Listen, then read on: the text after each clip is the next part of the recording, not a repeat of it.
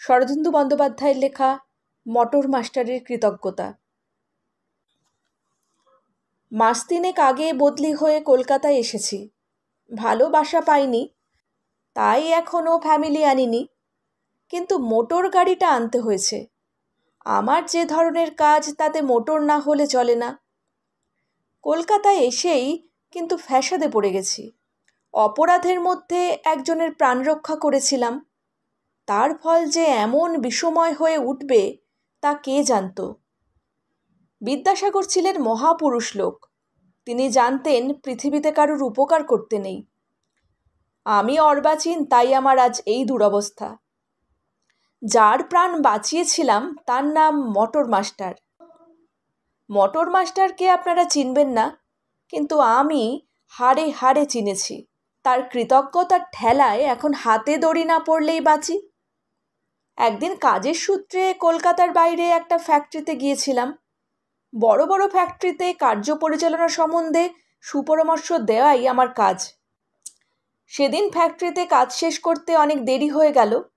রাত্রে ফ্যাক্টরির কর্মকর্তা আমাকে বাড়িতে নিয়ে গিয়ে খুব খাওয়ালেন। তারপর রাত্রি আন্দাজ 11টার সময় মোটর চালিয়ে কলকাতায় ফিরে চললাম।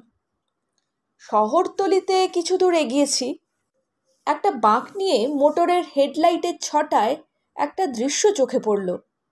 সামনে প্রায় 30 গজ দূরে রাস্তার ওপর কয়েকজন লোক একটা লোককে লাঠি দিয়ে মারছে।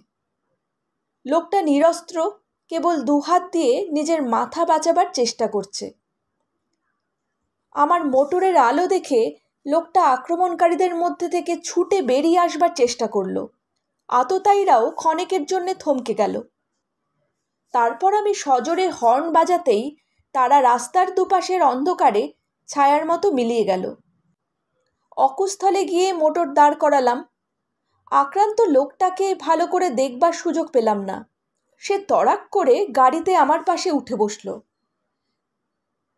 ব্যগ্রস্বরে বলল, চলুন চলুন, দেরি করবেন না। আমি আবার গাড়ি চালিয়ে দিলাম। যেতে যেতে ঘাড় ফিরিয়ে লোকটাকে দেখলাম। নিম্নতর শ্রেণীর লোক, হাড়গিলের মতো আকৃতি, কপালের ওপর একটা হাত চেপে বসে আছে। বোধহয় কপালে লাঠির চোট খেয়েছে। আমি বললাম, মাথায় লেগেছে? রক্তপাত হয়েছে? হাসপাতালে নিয়ে যাব? সে বলল, আজ্ঞে না। বললাম, থানায় যাবে? সবেগে মাথা নেড়ে সে বলল, আজ্ঞে না। তবে কোথায় যাবে? তুলসী তলায়। চকিতে তার পানে তাকালাম। তুমি তুলসী তলায় থাকো? লোকটা খরদৃষ্টিতে আমার পানে চাইল। বলল, আপনাকে এতক্ষণ চিনতে পারিনি। আমাদের পাড়ায় নতুন এসেছেন, 45 নম্বরে থাকেন। বললাম, হ্যাঁ, তোমাকে দেখেছি বলে তো মনে পড়ছে না। সে বলল, আমি আপনাকে দেখেছি। আমার নাম মটর মাস্টার। মটর মাস্টার কোন বিদ্যার মাস্টারি করে বুঝতে পারলাম না। অতঃপর আর কোনো কথা হলো না। আধ ঘন্টা পরে গাড়ি আমার বাসার সামনে এসে থামল। সঙ্গে সঙ্গে মটর মাস্টার গাড়ি থেকে নেমে দুপুর রাতের আবছায়া রাস্তায় অদৃশ্য হয়ে গেল। দিন তিনেক পরে একটা রবিবারে বাজারে যাব বলে বেরিয়েছি। একটা লোক বিপরীত দিক থেকে আস্তে আস্তে দুহাত জোর করে কপালে ঠেকিয়ে তাড়াতাড়ি চলে গেল। লোকটাকে যেন কোথায় দেখেছি। শিরিঙ্গে লম্বা হাড়বার করা চেহারা, তার শরীরে লালচে রঙের একটু আধিক্য আছে। চুল লালচে কালো, চোখ লালচে, দাঁত লালচে, গায়ের রঙের কালোর ওপর একটু লালচে আভা। দোলের সময় গায়ে রং ধুয়ে ফেলবার পর যেমন একটা ছোপ লেগে থাকে, অনেকটা সেই রকম। চিনি চিনি করেও লোকটাকে চিনতে পারলাম না। অবশ্য এই পাড়ার কাউকেই ভালো করে চিনি না। পাড়াটা যেন কেমন ধারা। যারা বড় কাজ করে তারা সকালবেলা মোটরে চড়ে কাজে চলে যায়, সন্ধ্যের সময় বাড়ি ফিরে আসে, কারোর সঙ্গে মেলামেশা নেই। যারা মধ্যবিত্ত তারা পান চিবোতে চিবোতে অফিসে যায়, কেউ কারোর সঙ্গে কথা বলে না। বেলা 10টার পর পাড়ায় থেকে যায় একদল যুবক। তাদের মাথায় ঝাঁকড়া চুল, গায়ে হাত কাটা গেঞ্জি ও ঢিলে পাজামা। বিড়ি সিগারেট টানতে টানতে তারা ফুটপাতে পায়চারি করে আর নিজেদের মধ্যে খাটো গলায় কথা বলে। তাদের স্কুল কলেজ আছে বলে তো মনে হয় না। পাড়ায় নতুন লোক দেখলে তাদের দৃষ্টি প্রখর হয়ে ওঠে। আমি যখন প্রথম এ পাড়ায় আসি, রাস্তায় বেরুলেই ওদের কুঞ্চিত চোখের দৃষ্টি আমাকে অনুসরণ করত, এখনও করে। ওরা কী ভাবে, ওদের মনের গঠন কীরকম কিছুই বুঝতে পারি না। অন্য পাড়ায় ভালো বাসা খুঁজছি, পেলেই চলে যাব। আমি একটা শুকো চাকর রেখেছি, সে একাধারে আমার পাচক এবং চাকর। সে রাত্রে চাকরটা চলে যাবার পর আমি দৌড় বন্ধ করে নৈশাহার সারলাম। তারপর সিগারেট ধরিয়ে একটা বই নিয়ে বসলাম। 10টা বাজল। তখন বই বন্ধ করে শুতে যাব ভাবছি, এমন সময় সদর্তরে খুটখুট করে কড়া নাড়ল। এত রাত্রে কে এলো? উঠে গিয়ে দৌড় খুললুম। দেখি সেই লালচে লোকটা। সে সুট করে ঘরে ঢুকে পড়ল। খপ করে পায়ের ধুলো নিয়ে বলল, আজ্ঞে আমি মটর মাস্টার। এবার তাকে চিনতে পারলাম, সেই লোকটাই বটে। সে রাত্রে আবছা আবছা দেখেছিলাম, তাই চিনতে পারিনি। ঘরে নিয়ে গিয়ে মটর মাস্টারকে বসালাম। সে আর এক খাবলা পায়ের ধুলো নিয়ে জোর হাতে বলল, স্যার, আপনি আমার প্রাণ বাঁচিয়েছেন, আপনি আমার বাপের তুল্যে। ব্যস্ত হয়ে বললাম, আরে না না, আমি আর কি করেছি, তোমার বাঁচবার ছিল তাই বেঁচে গেছো। মটর মাথা নেড়ে বলল, আজ্ঞে না স্যার, অন্য কেউ হলে গাড়ি দাঁড় করাতো না, চো চো করে দৌড় মারত। বললাম, তা সে যাক, কিন্তু তোমাকে ওরা ঠ্যাঙাচ্ছিল কেন বলো দেখি? মটর একটু চুপ করে রইল, তারপর বলল, ওরা আমার শত্রুর। সে রাত্রে লুকিয়ে ওদের এলাকায় ঢুকেছিলাম, কিন্তু ধরা পড়ে গেলাম। ভালো বুঝলাম না, ওদের এলাকা মানে কি? আর সেখানে ঢুকলে ওরা তোমাকে ঢেঙেই বা মারবে কেন? মটর তখন একটু কেশে গলা খাকারি দিয়ে যা বলল তার মর্ম এই, কলকাতায় বিশেষ বিশেষ পাড়ায় একদল লোক আছে যাদের অজ্ঞ ব্যক্তিরা গুন্ডা বলে, কিন্তু আসলে তারা পাড়ার ধনী গৃহস্থদের রক্ষক। সামান্য দক্ষিণার বিনিময়ে তারা ধনী প্রতিবেশীর ধন প্রাণ রক্ষা করে। যদি কেউ ধনী হওয়া সত্ত্বেও এদের শরণাপন্ন না হয়, তাহলে তাদের হাত পা খোঁড়া হয়, বাড়িতে চুরি হয়, মোটর কারে আগুন লাগে এবং আরও নানা রকম দুর্ঘটনা হয়। তাই যারা বুদ্ধিমান তারা কোনো গণ্ডগোল করে না, নিঃসারে রক্ষক ভক্ষকদের পাওনা গণ্ডা চুকিয়ে দেয়। সব শুনে বললাম, খাসা ব্যবস্থা তোমাদের, তা এতদিন আমাকে রক্ষা করতে আসনি কেন? মোটর লালচে দাঁত বের করে বলল, আজ্ঞে, যারা 2000 টাকার কম রোজগার করে তাদের আমরা ছুঁই না। কে কত রোজগার করে সব খবর তোমরা রাখো? আগে রাখতে হয়, নইলে ব্যবসা চলে না। আরও কিছুক্ষণ কথাবার্তার পর মটর মাস্টার উঠল। আজ আসি স্যার, আপনার যদি কোনো উপকার করতে পারি কৃতার্থ হয়ে যাব। বললাম, না না, আমার কোনো উপকার করতে হবে না, অপকার যদি না করো তাহলেই যথেষ্ট। জিভ কেটে মটর বলল, বলেন কি স্যার, আমি আপনার অপকার করব? মনে রাখবেন, মটর মাস্টার যতদিন বেঁচে আছে আপনার গায়ে আঁচড়টি লাগতে দেবে না। আজ চলি, মাঝে মাঝে এসে খোঁজখবর নিয়ে যাব। আজকালকার দিনে মানুষ কৃতজ্ঞতা প্রকাশ করে এবং প্রত্যুপকার করতে চায় দেখে মনে আনন্দ হলো। তারপর থেকে মটর সপ্তাহে নিয়মিত একবার করে আসে। রাস্তায় লোক চলাচল যখন বন্ধ হয়ে যায় তখন আসে। অভিসারিকার মতো নিঃশব্দ সঞ্চার তার গতিবিধি। মটর নিজের পাতাল জীবনের গল্প বলে। সমাজের যে স্তরে মটরের বাস সে স্তর আমার একেবারে অজানা। শুনতে শুনতে মন বিস্ময়ে বিস্ফারিত হয়, ভ্রম হয়, যেন সৌরমণ্ডলের পরপারে কোনো উপগ্রহবাসীর জীবনের গল্প শুনছি। যখনই আসে আমাকে বারবার প্রশ্ন করে, স্যার, একবারটি বলুন আপনার জন্য আমি কি করতে পারি? কিছুই কি করতে পারি না? বলি, না মটর, দেখছো তো আমি একলা মানুষ, আমার আর কিসের দরকার? আচ্ছা, আসুন তবে আপনার পা টিপে দিই। সর্বনাশ, পা দুটোর যাও বা কিছু আছে তুমি টিপলে আর কিছুই থাকবে না। আচ্ছা স্যার, আপনার নিশ্চয়ই 70 আছে। 70? 70 থাকবে কোন দুঃখে? আমি কি লোকের সঙ্গে ঝগড়া করে বেড়াই? একটিও 70 নেই। না, থাকলেও আমি জানি না। মোটর মাস্টার মুষড়ে পড়ে। একদিন সে কাগজে মোড়া একটা বান্ডিল বগলে করে এলো। প্রশ্ন করলাম, বগলে ওটা কি? মোটর সলজ্জভাবে মোড়ক খুলে একটা বোতল আমার সামনে রাখলো। বলল, আপনার জন্য এনেছি স্যার, খাঁটি বিলিতি মাল। বোতলটি তুলে নিয়ে লেবেল পড়লাম, খাঁটি মাল বটে, স্কটল্যান্ডে তৈরি মাল। প্রশ্ন করলাম, মোটর এর দাম কত? মোটর তাচ্ছিল্য ভরে বলল, হবে শখানেক টাকা। আমি ফোকটে পেয়েছি। তুমি খাও? কালে বদ্রে খাই, মাতাল হই না। তাহলে এটা তুমিই রাখো, আমার কোনো অভ্যেস নেই। বোতলটি ফেরত দিলাম। মোটর দুঃখিত হলো, কিন্তু পীড়াপিড়ি করলো না। তারপর মোটর মাস্টার আসে যায়। কোনো দিন একরাশ ফল নিয়ে আসে, আঙুর, আপেল, পিচ।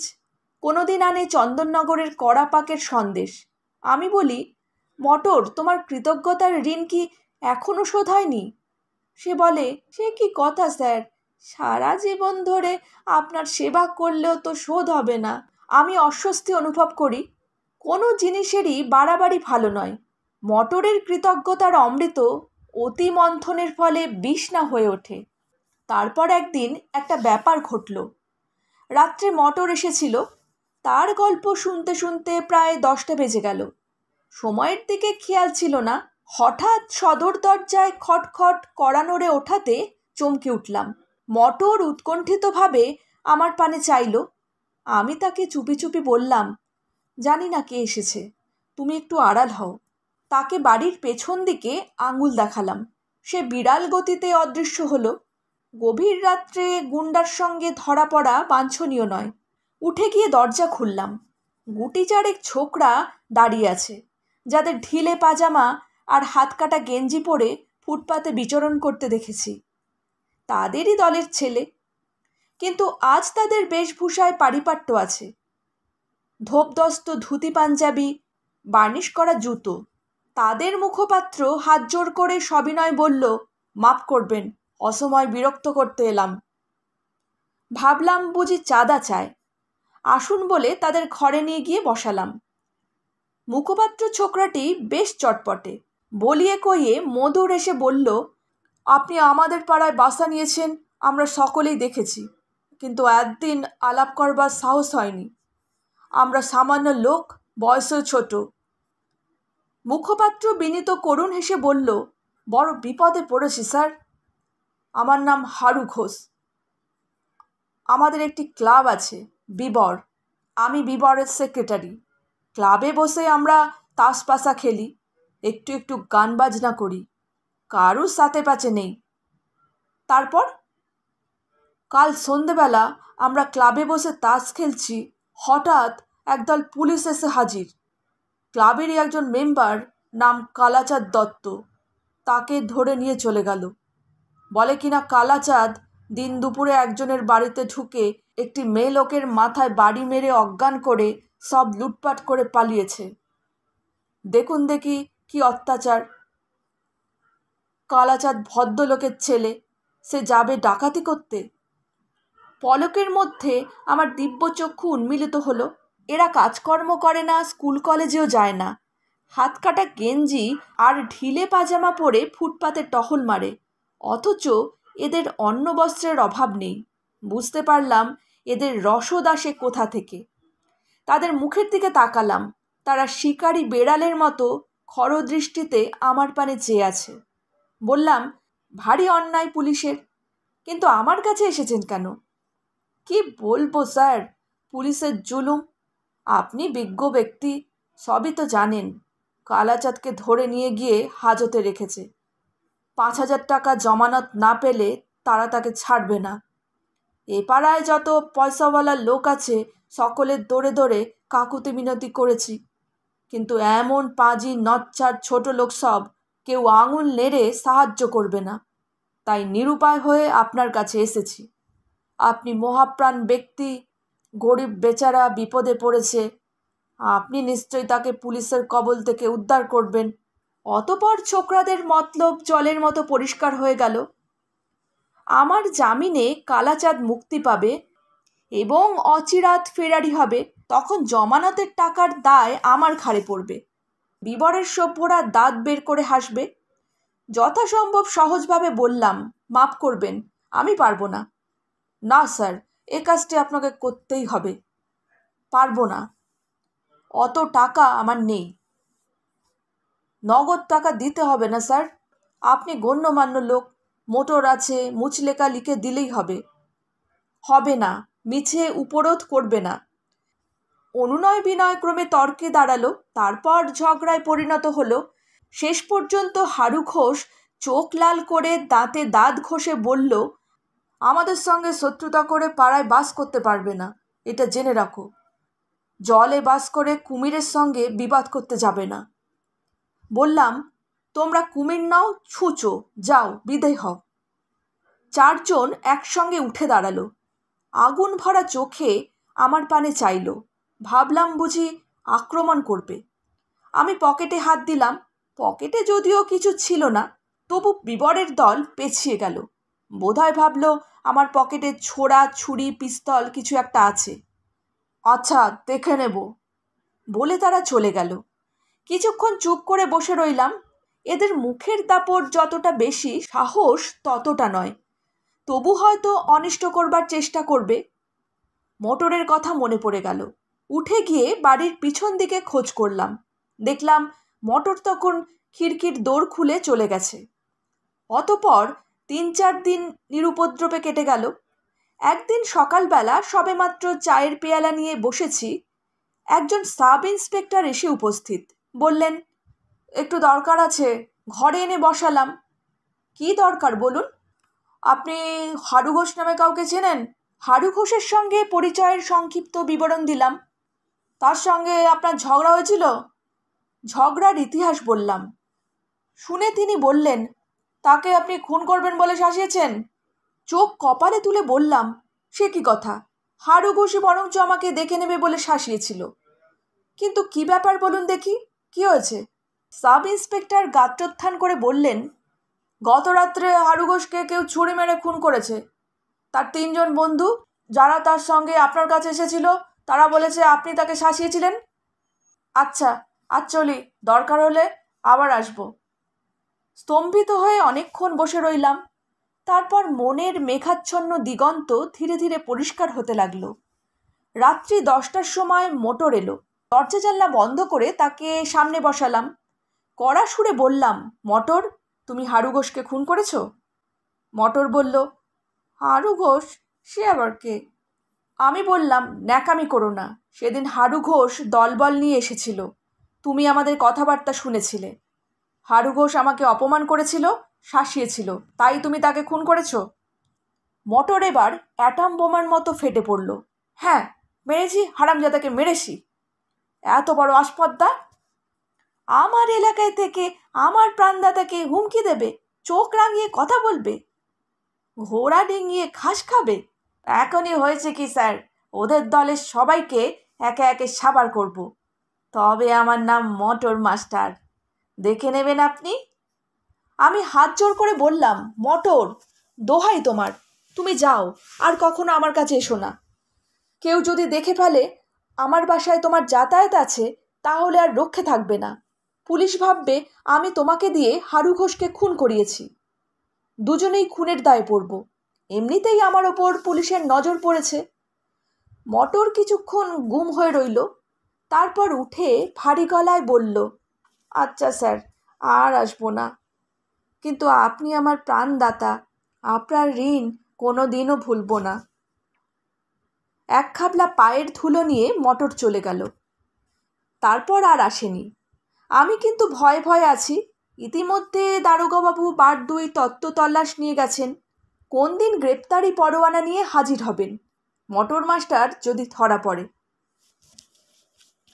শরদিন্দু বন্দ্যোপাধ্যায়ের লেখা গল্প মোটর মাস্টারের কৃতজ্ঞতা এখানেই শেষ হলো।